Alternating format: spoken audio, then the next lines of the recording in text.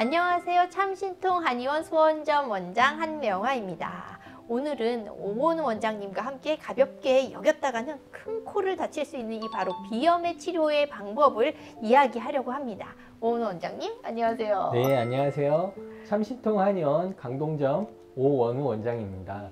지난 영상에서 제가 비염으로 인해 발생될 수 있는 여러 질환들에 대해 설명드렸는데요. 심각한 질환으로 번질 수 있는 비염, 아주 특별한 치료법을 통해 치료할 수 있다는 사실, 오늘 영상도 꼭 시청해 주세요. 이 비염을 치료할 수 있는 방법이 대략 3가지로 말을 할 수가 있는데요. 먼저 이 비염을 치료하려면 가장 중요한 것은 바른 자세입니다.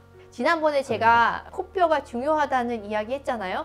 그래서 이 코뼈를 바르게 하기 위해서 우리가 코뼈 수술만 할 것이 아니라 결국은 이 몸 전체의 틀을 바르게 하는 것이 중요하다라고 했습니다. 그렇기 때문에 이 몸틀이 많이 틀어졌다면 이 부분을 반드시 먼저 치료를 해야 됩니다. 특히 청소년들은 더욱 중요하고요. 이게 곧 성장 장애와 연결이 되기 때문이고요.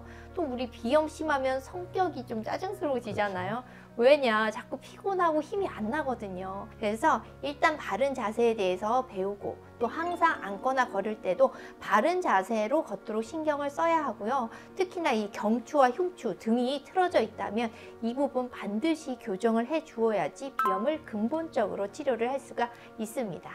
그리고 두 번째는 비염이 있는 경우 대부분 비위장이 좋지 않습니다. 맞아요. 위장이 막히면 당연히 인체의 중간에 이게 막힌 것이 있어서 위아래 소통이 안 되고 폐가 마르거나 습, 즉 염증성 노폐물이 많아져서 비염이 발생 또는 악화됩니다. 맞습니다. 비염 치료를 하는 아이들의 경우 비염이 치료가 잘 되다가 갑자기 악화되는 경우가 있는데 이것은 대부분 식체, 즉 먹는 것으로 탈이 난 경우가 되겠죠. 따라서 비염을 치료할 때는 절대로 차가운 음료, 얼음 등을 피해야 합니다. 또한 찬 음식을 많이 먹게 되면 피부의 모공이 다치게 되니까 코의 부담은 더 커져요. 그래서 따뜻한 음식으로 모공을 열어주는 것이 좋은 방법 중 하나가 되겠죠. 네, 맞습니다. 그리고요, 마지막으로 이 비염에 우리가 운동 당연히 좋다고 생각하잖아요.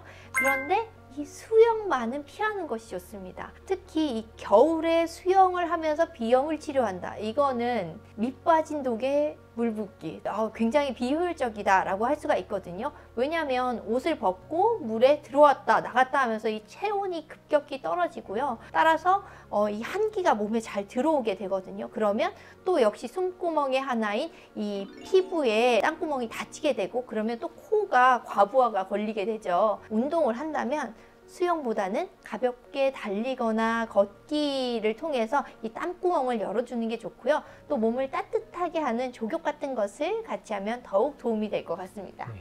그리고 진짜 중요한 팁이 하나 있는데요. 비염, 보통 한의원에서 한약 처방도 많이 하는데 솔직히 한약 비싸서 못 오시는 분들도 있잖아요. 있죠. 네.